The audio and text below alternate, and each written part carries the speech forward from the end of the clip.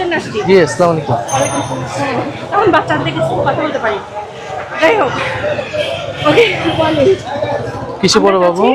জুলাই আন্দোলন যেটা কিন্তু আপনাদের আন্দোলন স্তমিত হয়ে গেছে, সেটা কিন্তু আরেকটু যাচ্ছে। হাদি ভাইয়ের বিচার না হওয়া পর্যন্ত আমি কিন্তু মাঠ ছাড়ব।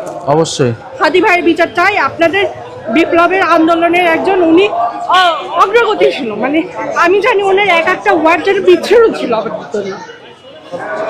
তো আমরা হাদি ভাইয়ের বিচার কিন্তু ছাড়বো না।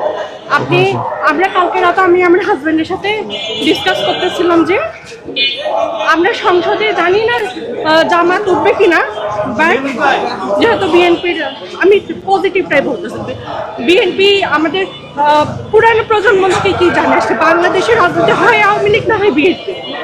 তো এখানে একটা বাঙালি পুরানো মস্তিষ্ক থেকে একটা চান্স আছে যে বিএনপি আসার চান্স আসতে। তো আমরা তো চাই আপনি এবং হাসনাত ভাই অবশ্যই দলীয় হোক বিরোধী দলীয় হোক সংসদে থাকেন এবং আমাদের হয়ে রিপ্রেজেন্ট করেন।